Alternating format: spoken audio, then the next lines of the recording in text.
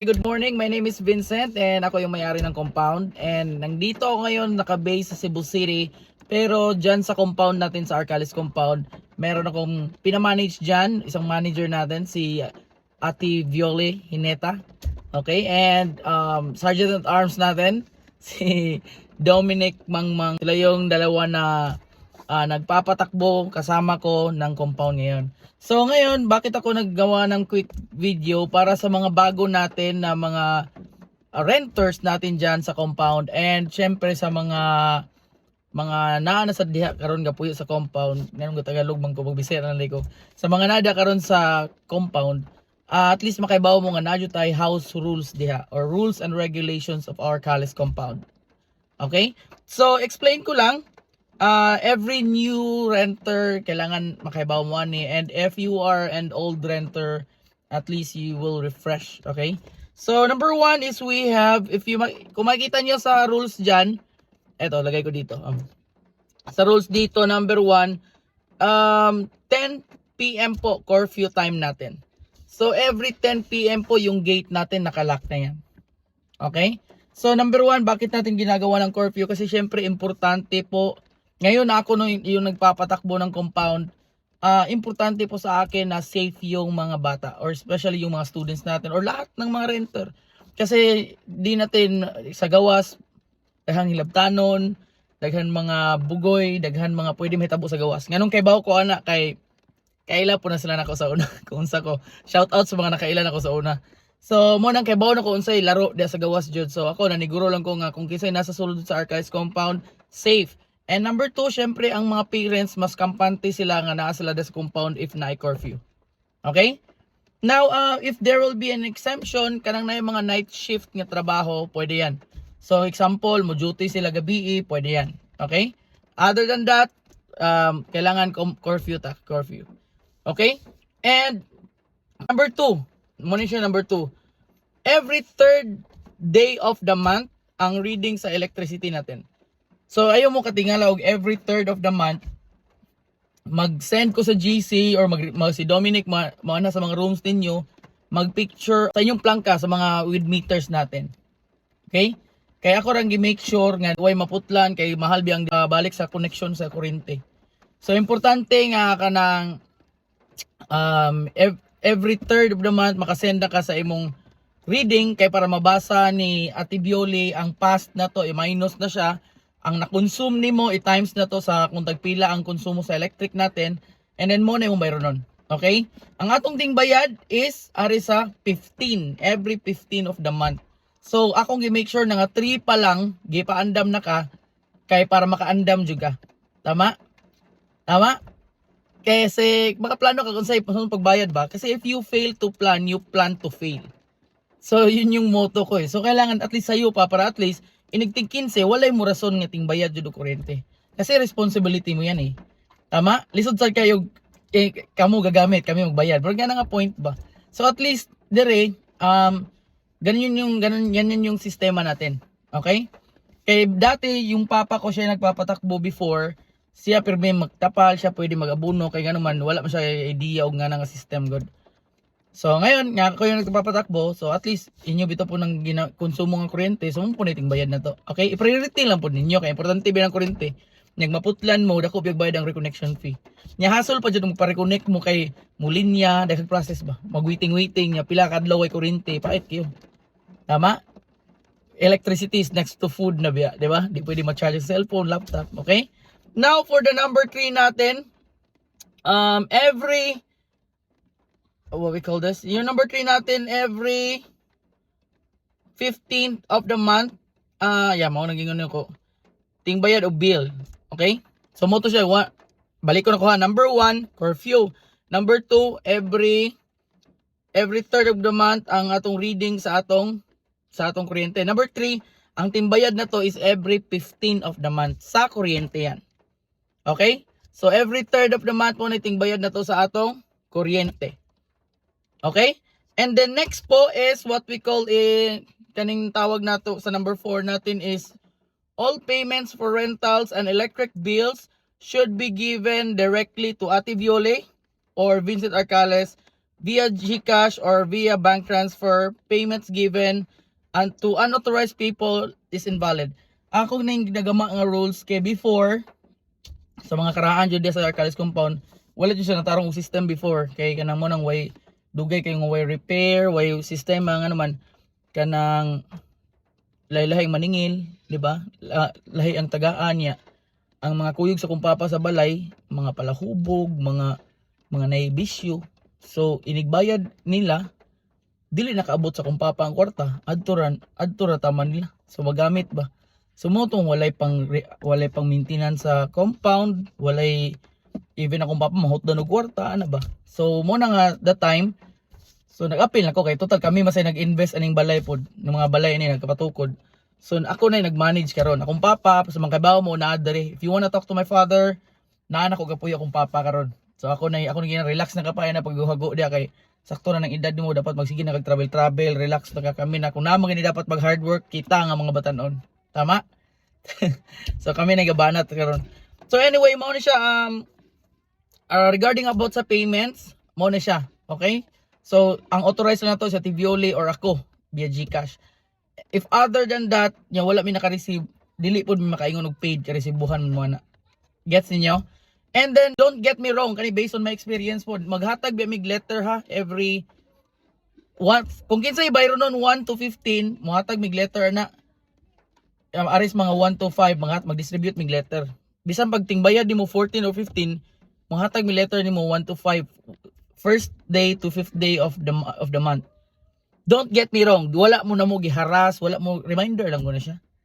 'Di ba? Kay mas ako nang gituyo na kay usahay man gud sa kabisi nato, daghan ta ginahuna, daghan ta mga gi-priority. Malipat ta nga natin abangon. Malipat ta nga natin bayro non responsibilidad man nato pod. So at least layo pa lang gipa-remind mo ay lang kayo mautan yo pasabot reminder na siya. Okay? Gets niyo? Kaya ako di sad ko ganahan magsiinig istorya na to. Uy, imong bayad ha. Murag lahi kay paminawon magstorya ta, migo ta. Tama? At least natagaan na kag letter kay bawo na kadaan. And lisod sa kay murason ka nga layo pang timbayan nimo kay bawo na kadaan. Tama? So the same pod sa mga masud sa 16 to 30th of the month, padalan kag letter daan advance.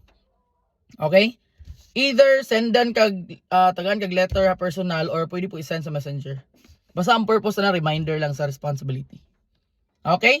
And then next is okay, if you experience public disturbance or you make contact, okay, di malikayan sa una before, even karon ako igsuon diha nga nay barkadista mo ko puno igsuon liwat na ko sa una honestly speaking badlungon jud ko ng lugar pod kaya bisag mangutana mo ng mga silingan-silingan diha ng mga barangay tanod diha mo ni advantage og ang tag-iya badlungon kay ang mga badlungon dili nakasud sa gets niyo dili na sila ka-atrakan na to kay bawo ko sila mga galawan layo ra kay sila nako jud promise. Tama. Na ilang kasugod-sugod pa na sila ako amin puyo na kong prisuhan na sa una. Tama. Taon po to. Pero my point is simply wala na ako nag-share para to brag pero ang kuha lang is ako based on my experience you are given the rights to complain if ever na mga mo public disturbance diha tingtulog sa gabi magbanabanha magmaoy or maghubog-hubog or sa paylain basta disturbo kasi mo akong gipilitan ng inyong portahan og PNP hotline. So namoy di pasabtan namoy mga problema nga murag mahadlok for your safety nest contact dito. Natay mga connection pod sa PNP police. So natay mga connection diha pod so contact nyo ingon namin sa Arcalis compound na mga wild direct sample lang na to ba. Sample lang yan pero at least may nang nagauna to. Ang tawag diyan safety net ba. Kaya again sa balik-balikon dyan ako ang gisiguro jud karon nga safety ang nasa sud sa compound na to. Okay? And then number 6. Okay, yung number 6 natin, please observe cleanliness. Okay? So please observe cleanliness. So di malikayan nga na yung mga magbuling-buling, wala ko kay bawg unsay background niya sa inyo ha. Wala ko kay bawg kanang namo ko uban gud nga dili kay strikta og cleanliness sa ilaha. Murag ako sa una ba. Ako sa una nindot ko manamit pero bulingot ko kay sa mga akong inig-ilis na ko butang skilid ng gamit luwa bisag asa manigarilyo hay ko sa una ko sigarilyo labog bisag asa okay paki ba kay naitig sunod tama nga na ko gadako sa una So karon nga nakat-on ako, karon nga pamilyado nako, makalagot din no, di ba? Akong mga anak, akong pagkasampan ko, unsa may pagtuon mo nako, ako itigsunod nimo. Pagkatunog limpyo nga naman, kung limpyo ang imong puyanan, limpyo pud yung pangunahuna. Tama? So mo nang ako purong ginatudlo sa tanan karon, nga naman ta sa compound karon, wala ko kay bago sa background nimo. If ikaw limpyado kadaan, very good. Very good. Ipa-adapt nas mga nadya. Limpyado ka, pero if bulingon ka or kanang wala ka nag-anad og limpyo, please, it's part of the rule. Okay? Ang ano ang tuyo og mag-rule ni siya kay para at least if ever mo oy warning ka ana ba.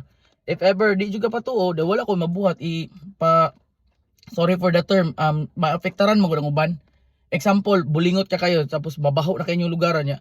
Ang tapad nimo limpyado, so maapektaran siya. So much better kung di ka magutro, balin na kaglayng balay, balin na kaglayng puyanan. Kaya daghan man sa kay gapas ng lugar nito karon. Okay? So gagama og rules jud kay para at least dili mo ka blame og mo correct ko, di mo ka blame og mo warning ko. It's because na jud tay gitawag og house rules. Yes niyo. Kay ako po ning gi-record lang jud kay tao ra magud ko, di pwede po ko masipyat niya, daghan sa ko gi-handle gi-manage. So diri sa Cebu na ko rent a car, diri sa Cebu na po ko gipuy-anan ay murag nga ni boarding house diri sa Cebu, diri sa Lapu-Lapu, tapos na po ko kanang business pod nga online. So daghan-daghan jud gi-manage ng mga tao. Tapos ga BPO pa jud ko. So wad-wad na kayo na ba? Nga hardworking na kayo. So mo na nga kanang sa tawag gani gagaman ako rules para every time na bag-o or if ever di mo na masend sa kauban ninyo roommate, ikaw ipakita dyan siya. Okay? So ako lang siya i-save sa YouTube para at least makita ninyo. And then mo ni siya, and then lastly, number 6, please observe clearly. Number 7, garbage truck on Monday, Friday, 6 a.m. and 8 a.m. Palihog, isegregate daan ang mga basura ninyo before ibutang sa basurahan. Kaya plastic lang ang kuhaon sa garbage collector. So regarding about that, it's part of the rule nga ang mga basura na to isegregate na to, plastic o papel. So na may mga trash can diya, okay? So ato rin segregate. Basta ang goal na ko limpyo.